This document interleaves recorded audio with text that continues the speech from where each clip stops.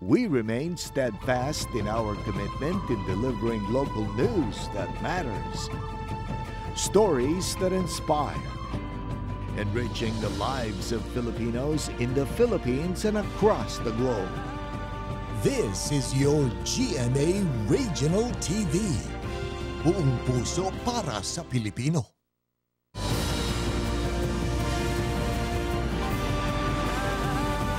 Ito ang GMA Regional TV, One Mindanao.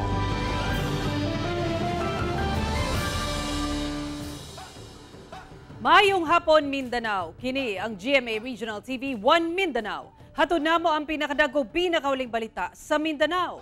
Ako si Sara Hilomen Velasco, live gikan dinhi sa GMA Davao Complex. Cyril Chavez, live gikan dinhi sa GMA Cagayan de Oro Station. Jess Tony Humami, live gikan dinhi sa GMA General Santos Station. Usa ka tulo ka bulan nga batang lalaki nga gingong gidagit sa usa ka babae sa Southern Philippines Medical Center o SPMC sa Davao City ang malampusong na rescue sa kapulisan. Suspect giling nadakpan. Ani ang report ni John D. Esteban.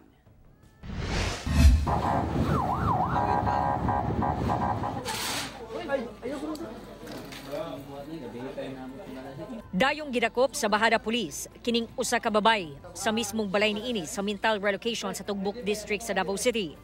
Ang babay midagit matud pa sa usa ka baby sa Southern Philippines Medical Center. Ang suspect na ilhang si Rialyn Herrera, 36 anyos, kinsa taga Zambales ug magduha ka tuig pa lang sa Davao City. Ginakop ta namo karon sa pag-kidnap nimo sa bata. Doon na kay katungod nga magpakahilom. Maski unsa nga imong isa-isay panahon sa investigasyon, mamahimong gamiton bato kanimo. Na kay katungod nga mukuha ka abogado, kasaligan nga imong pinili. Kung di ka makasara og abogado, tagaan ka libre sa gobyerno, nakasabot ba ka? Ang suspect nakuhaan sa CCTV camera nga gidala ang bata pagawas sa SPMC alas 5:30 Huwebes sa hapon. Lisod siyang mamayungan kay nakamask. Apan, dihang gipost kini sa Bahada Police Station sa ilang social media account. Duna dayoy mihatag og impormasyon sa gikahimutangan sa suspect. Butang nga paspas nga girespondihan sa kapulisan sa pakigalayon sa CSWDO alas 10 Biyernes sa buntag. Ang bata nasayran nga usa ka lalaki ug tulo pa lang kini ka bulan. Dali kining gidala sa CSWDO sa ospital kuyog ang mga ginikanan aron mapa-check up. Samtang ang suspect gikustodiya sa Bahada Police Station. Giapil sabog dala ang live-in partner sa suspect nga taga Davao City aron maimbestigahan kung duna ba kini partisipasyon sa pagdagit sa bata. Suma sa suspect, igor unta daw niya ipakita ang bata sa iyang kapuyo nga sige matud pa og pangita sa ilang anak kay wala kini masayod nga nawala pod ang iyang anak usa ka bulan sukad nga nahimugso kini kay kuno gikuha sa nagpaanak kaniya. Alam ko naman po kay bala ko naman pong ibalik yun, pinahanap ko na yung anak ko. Wala naman akong plano kidnapin talaga yung bata, wala. Kaya hindi ko naman siya anak. Kailan mo sana siya isasauli yung bata? Bukas po idadala ko sana ba nung pinakita ko lang sa asawa ko tapos ibabalik ko na siya sa SPMC. Opo, kasi nagagalit na siya, nahanap yung anak namin. Ang iyahang kapuyo miingon nga wa gyud daw siya kalabutan sa pagkuha sa bata. Na wala jud ko kabalo anak kung unsay binuhatan niya nagtuo jud ko nga amuha ng anak. Base sa investigasyon, gilipat sa suspect ang inahan sa bata nga magpa-check up unta. Nangayo kuno og breast milk ang suspect sa inahan. Samtang gapuga og gatas ang inahan, gikugos sa suspect ang bata ug naghinay-hinay og gawas sa ospital. Humihingi po ako ng tawad sa kanila, hindi ko naman talaga intensyon yun. Kung hindi lang talaga dahil dun sa anak ko na nawala, hindi ko magagawa yun. Sumala sa Bahada Police Station nga dako kaayo ang tabang sa gihatag nga impormasyon sa katawhan sa paspas nga pag-rescue sa bata. Kung magtinabangay kitang tanan, no, ang atong kapulisan o atong komunidad magtinabangay, walay rason nga dili masulbad nato tanan krimen, no. Kasong kidnapping ang atubangon sa suspetsado. Kauban si Jojo Solarte sa kamera. Ako si John D. Esteban para sa One Mindanao.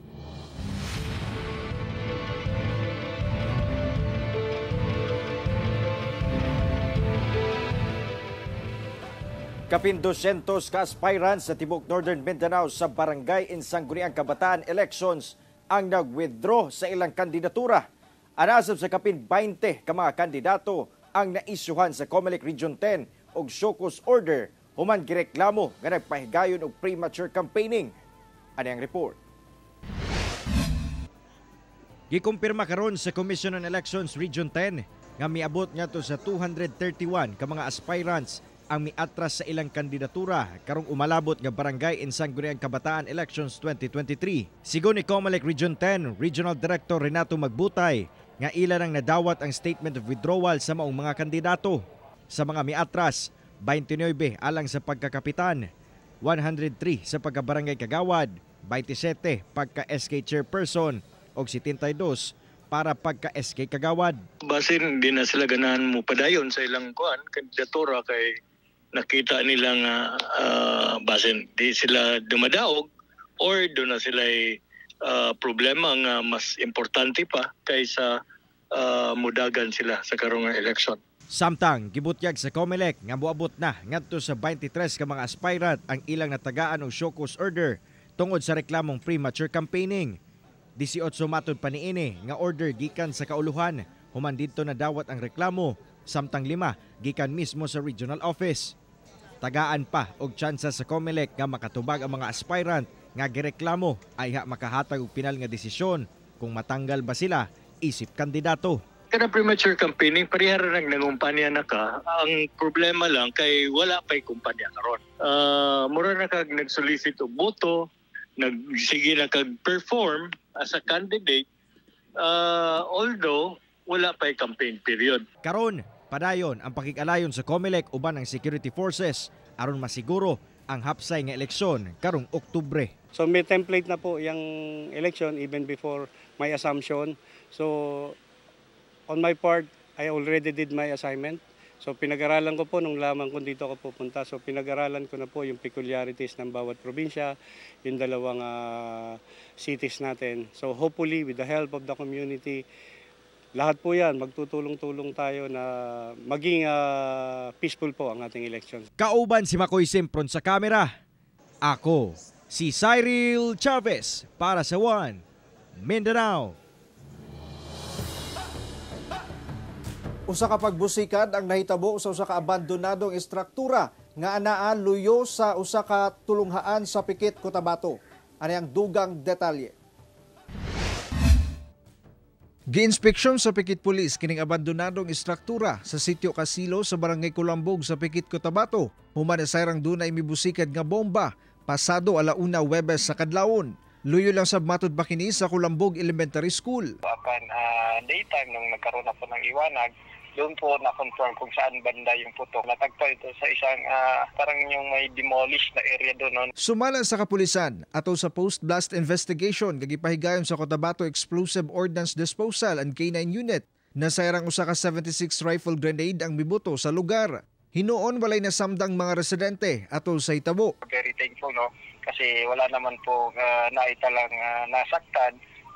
Wala naman pong mga major damages po na naiulat natin doon sa nasabing insidente. Padayon pa ang pag-imbestiga sa kapulisan, lakip ang pagsuta kung kinsa ang responsable sa pagbusikad. Giawhag sab sa Pikit PNP ang mga residente sa lungsod nga dayong i-report kanila kung dunay makadudahang botang ingon man tao nga makita aron daling maaksyonan. Ako si Just Tony Humamil para sa One Mindanao. Samdan ang usa ka 67 anyos nga driver sa motorsiklo angkas niini. Human nabanggaan ang gisakyang motor sa truck nga miilog matud pa sa ilang linya sa Dato din Sinsuat, Maguindanao del Norte. Naglingkod og dili makatindog kining rider og angkas niini sa motorsiklo. Human nabanggaan sa usa ka drop side truck sa kilometer 11 Barangay Awang, Dato din Sinsuat, Maguindanao del Norte.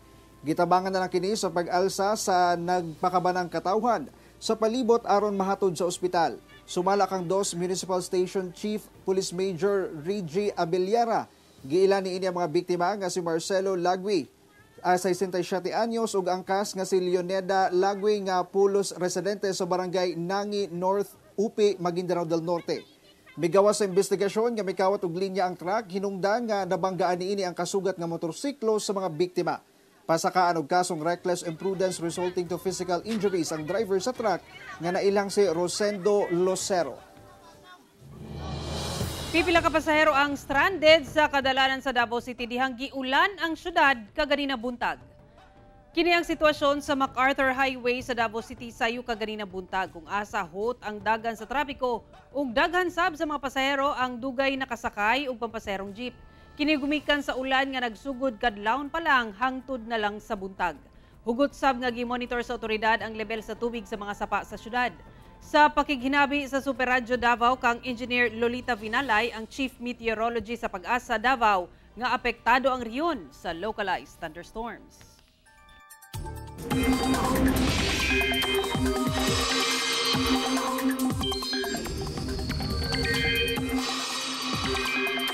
Opisyal nang nahuman ang habagat season, samtang padayang ginabantayan ang low pressure area sa sulod sa Philippine Area of Responsibility. Ug localized thunderstorms gihapon ang magpaulan sa dakong bahin sa Mindanao. Sa paghuman sa habagat season sukad kagahapon, gipaabot na ang pagsulod sa amihan sa mga musunod nga semana. Samtang padayang gibantayan ng LPA nga anaa sa 365 kilometers west-northwest sa Puerto Princesa sa Palawan. Sumala sa Pag-asa, posibleng mugawas kini sa park karong gabi o ugma. Wala sab niini gipadaplin ang tsansa nga mahimo kining bagyo. Samtang tungod sa trough sa LPA ug localized thunderstorms, ulanon ang dakong bahin sa nasod.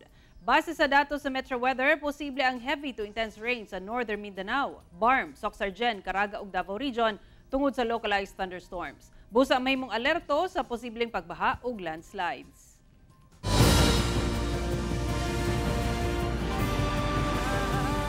Ito ang GMA Regional TV, One Mindanao.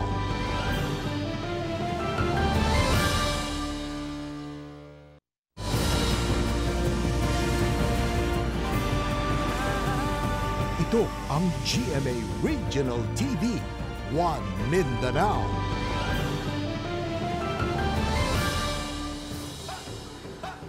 Kritikal lang usa ka 33 anyos nga lalaki sa General Santos City human giingong giatsa sa kainom niini.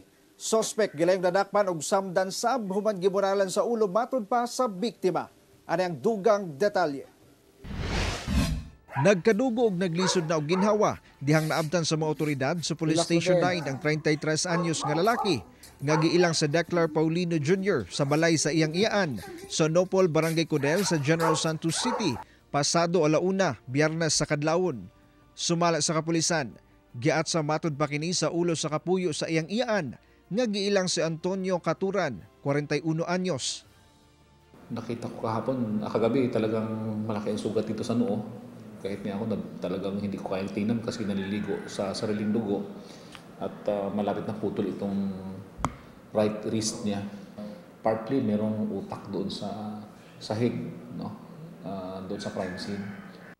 Sa investigasyon sa otoridad, saysay sa iyan sa biktima. Una na hitabo ang krimen, nag-inom matud pa ang biktima o ang suspect Huwebes sa gabi sa ilang balay diyang nagkalalis ang duha. Nagiinuman itong pamangkin niya kasama kanyang live-in partner. At nung patapos na yung long neck na iniinom nila ay nagkaroon ng mainit na pagtatalo. So, allegedly, pinalo una nung biktima itong suspect. Kaya may sugat dito sa ulo yung kahoy. So, hanggang sa yung si Antonio Caturan nakakuha ng itong axe, no? Kaning atsa. Miikyas ang suspect human sa krimen. Apan gilayon kining nadakpan ato sa hot pursuit operation sa Mabuhay Diversion Road. Gipangutana pa sa mga pulis ang suspect kung nganong nagkadugo kini. Nganong nakadugo? Nganong nakadugo? Dugo. Nganong nakadugo noon sa ka? Wala man. Ha? Wala man. Kasong frustrated homicide o homicide ang posibleng atubangon sa suspect. So of course, ang maaaring i-file natin na kaso is frustrated homicide. But dahil critical yung situation ng victim, in worst case scenario, Kung mabuhay, well, sa prostrate homicide tayo. But kung wag sana, no? Maaring umakyat sa homicide kung sakasakali. Sa karon padayong gitambala ng biktima nga nasa critical nga kahimtang. Gidala sab sa ospital ang suspect, human nakahiagom og samad sa ulo o kinahanglang operahan. Ginasulayan pa sa GMA Regional TV1 Mindanao nga makuha ang kabahin sa pamilya sa biktima o sa suspect. Kauban si Bong Vicencio sa kamera. Ako si Jess Tony Humamil para sa One Mindanao. Usa ka bag nga napalgan ilawom sa usa ka nakaparadang sakyanan sa Misamis Oriental Provincial Capital Grounds na alaang bomba. Hinoon, daling miresponde ang kapulisan ug nakumpirma nga negatibo kini sa eksplosibo. Aneng report. Daling gikordon sa mga personahe sa Cagayan de Oro City Explosive K9 Unit ang parking area sulod mismo sa Misamis Oriental Provincial Capital Grounds pasado alas 7 sa buntag adtong Biyernes. Ang hinungdan ang dakong bag nga gibilin ilawom sa usa ka nakaparadang sakyanan nga nakaalarma sa mga tao sa palibot. Daling gisuta sa personahe sa EOD team nga nagsuot og bomb suit ang maong bagahe. Napoy personahe sa NBI nagtawag kanamo nga adunay bag gisuksok sa sakyanan. So mo to siya dayon na pagtawag amo lang respondihan sa gidayon. So among gi-process or among gi-respondihan sa paggagamit sa bomb suit namo sa mong tools. Ang tag-iya sa sakyanan nga si Isias de Gracia nakuratsab sa maong bag duol sa iyang sakyanan. Maayo kayo ang ilang kuan. Timur kayo siya sa kuan, NBI o pulis. Kaya dahil naman kayo na aksyon dahil ang NBI man nanawag. Maayo sa nakita nato sa ilang aksyon. Hinoon, nakumpirma sa kapulisan nga walay eksplosibong sulod ang maong bag ug pulos mga sanina ang sulod. Dako ang pagpasalamat sa otoridad sa paspas nga pagpakabana sa publiko sa ingon aning kaso. Mas maayo gino kung adunay makita nga kadudahan mga butang dili gid pagilabtan kun dili report sa mga otoridad, no? Sa aron nato marespondihan kay og wata kabalo, no? Nga basi mahimo nya taga ng casualty. Kauban si Makoy Simpron sa kamera. Ako si Cyril Chavez para sa One Mindanao. Kapin 3.4 million pesos nga kantidad sa gituang shabu ang nakumpiska gikan sa usa ka menor de edad sa Maguindanao del Norte. Ana sa 500 grams sa gituang shabu ang nakuha gikan sa usa ka 16 anyos nga lalaki sa hiniusang puwersa sa kapulisan, PDEA Maguindanao ato sa bypass operation sa Barangay Ungap, Sultan Kudarat, Maguindanao del Norte adlaw Miyerkules. Sumala sa PDEA BARM, dunay kauban ang batan-on ato sa operasyon apan nakaikyas. Padayon kining gipangita sa otoridad. Sumala pa mo balor sa kapin 3.4 million pesos ang nakumpiskang droga. Gi-rescue sa otoridad ang mga menor de edad kinsa anaa nakaroon sa kustudiya sa Ministry of Social Services and Development Office samtang nagpaabot sa inquest proceedings. Mga estudyante sa usa ka hilit nga eskwelahan sa El Salvador City sa Misamis Oriental nakapahimulos human naka-harvest na sa ilang gulayan sa eskwelahan. Ang detalye sa report ni James Pauloya. Matag adlaw, gigahinan gayud og oras sa mga estudyante ni Teacher Sheila sa Hinigdaan National High School sa El Salvador City ang pag-atiman sa ilang gulayan sa paaralan. Kini ang pilot project sa ilang eskwelahan nga ang tumong mao nga matudluan ang ilang mga estudyante sa insaktong pamaagi sa pagtanom og gulay. Tubag sab kuno kini sa problema sa kakulangon ug sustansyang pagkaon sa ilang mga estudyante, ilabi pa nga anaa sila sa bukid nga bahin sa syudad. Ato din na siyang ihatag sa ilang opportunity nga makapatanom sila sa ilang backyard. Kay kana good kay labi na kanang sa sudan pa lang daan dili ba kay sila layo sila sa sentro. So from that vegetables alone na sila makapick anytime. Kay dali raman ang pagtanom sa gulay. Gani ning bag-o lang, naka-harvest na sila sa ilang tanom nga pechay, talong, okra, kamote tops ug kalamunggay. Dako pod kini siyang help sa amo kay sa among school nakatuon mi og unsaog gardening nga ma-apply namo sa among backyard sa among balay. Gusto pod ko makatuon kanang unsad pag-garden kay hilig po ko magtanom-tanom. Gawas sa libreng sudan, nakatuon sab sila og libreng livelihood sa ilang panimalay. Ang ilang parents mismo sir, nanay tsansa nga makabaligya sila labi nagdagan ilang natanom. Labi na pugluag ang ilang kuan. Yes, luag ang ilang area. Gikalipay sab sa mga maestra sa Hinigdaan National High School ang positibong pagdawat sa mga estudyante sa ilang proyekto. Giagat sab nila ang ubang tunghaan nga buhaton ng susamang gulayan sa paaralan aron makatabang sa ilang mga tinunan. Kauban si Roland Cañas sa kamera. Ako si James Pauliap para sa One Mindanao.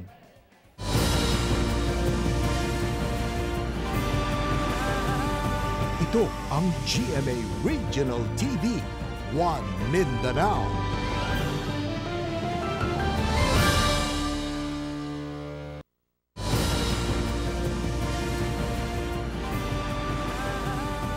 Ito ang GMA Regional TV, One Mindanao.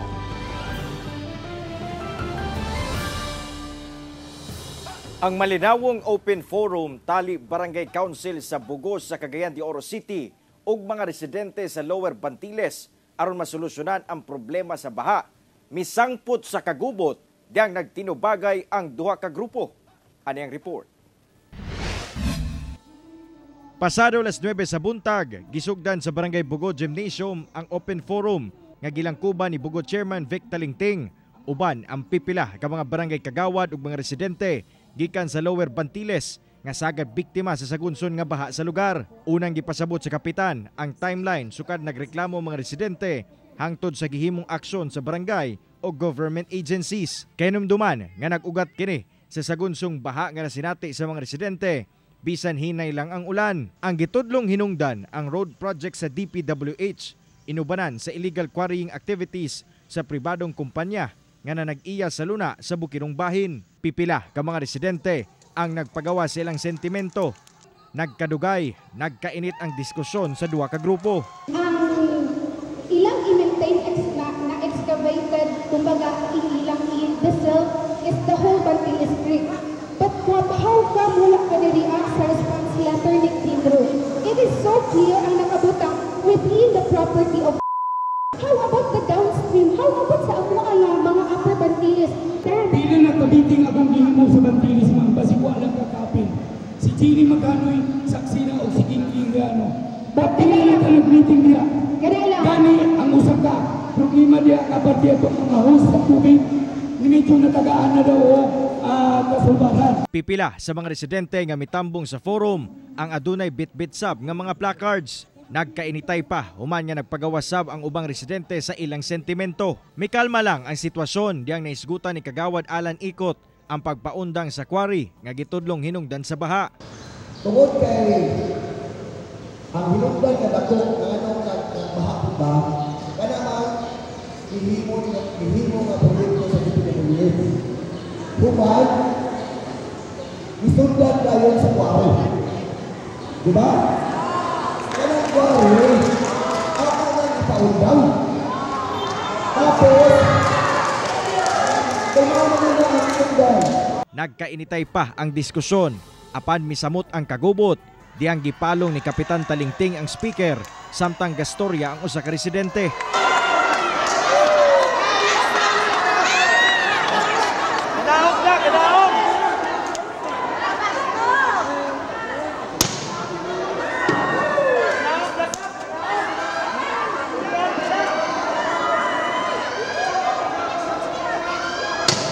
Gilayon sab nga nang hawa ang mga residente gikan sa gymnasium human ang kagubot. Paminawon lang unta mi ni Kap ba sa karon nami dagan question. Series among question na gusto maibalaan and we want solution, not explanation.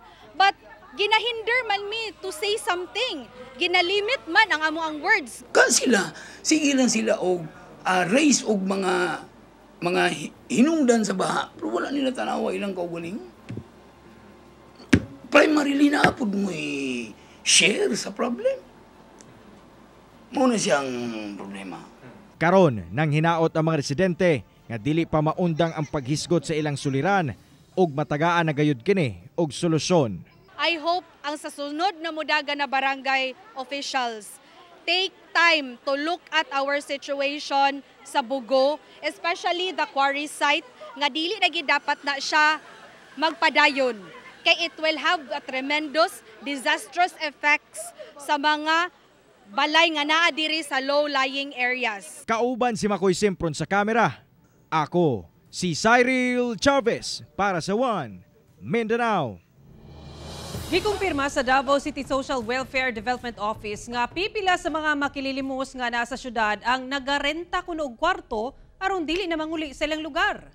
Mao kining gibutyag ni Julie Dayadas nga officer in charge sa CSWDO sa pakiginabi sa Super Radio Davao. Na-monitor kuno nga nagarenta ang ubang mga makililimos sa syudad og kwarto sa Agdao sa Davao City. Kasagaran kuno sa maong mga makikililimos nga nagarenta mga kaigsuunang indigenous people kon IPs aron dili na manguli. Nakig-alayo na karon ang CSWDO sa Davao City Police Office aron masuta kung unsa ang nagpaluyo o kinsa ang nagpaluyo sa maong hinimuan sa ubang makililimos. Kay numduman nga bag-uhay lang gipahugtan ang kampanya sa syudad kabay sa anti-mendicant silo nga hugtanong gibawal ang paghatag sa magpalimos sa kadalanan tungod peligroso alang sa mga makililimos ang pagpangayo og limos sa kadalanan. Namatikdan sab ang pagdaghan sa nagpalimos sa dalan sukad nagsugod ang Vermonts. 13 ka mga lechong baboy ang gibida sa Zamboanga City atol sa Asaw Lechon Festival nga kabahin sa pagsaulog sa Zamboanga Hermosa Festival 2023. Nagtigi ang 13 ka mga lechonero sa Zamboanga City pinaagi sa pagpasigarbo sa ilang mga lechon baboy atol sa Asaw Lechon Festival nga gipaygayon sa open space sa Zamboanga Integrated Bus Terminal sa Barangay Divisoria. Ang 13 ka mga lechon gipilian sa pipila ka kategory nga mao ang tastiest lechon ug best in presentation. Doon na sa gipili nga biggest lechon, juiciest lechon ug crispiest lechon. Matod sa Zamboanga City LGU, tumong sa mga aktibidad nga i-promote ug mapalambo pa ang lechon industry sa syudad. Gipangunahan sa Office of the City Veterinarian ug sa pakig-alayon sa Lechoneros de Zamboanga ug uban pang ahensya ang mga aktibidad nga kabahin sa pagsaulog sa Zamboanga Hermosa Festival 2023.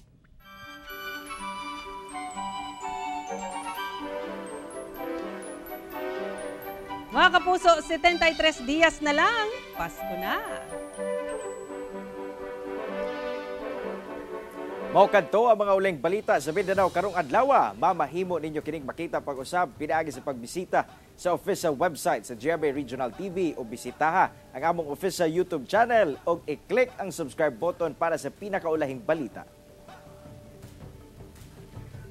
Daghang salamat sa itong mga kapuso sa Mindanao nga nagalantaw kanamo sa itong mga kapuso abroad. Padayon lang sa pagtutok sa mga lokal nga balita matag adlaw tungod sa GMA Regional TV. Local News Matters. Kami ang GMA Regional TV 1 Mindanao. Tibok persa para sa mas dakong misyon ug mas halapad nga pagserbisyo sa nasod. Happy weekend mga kapuso!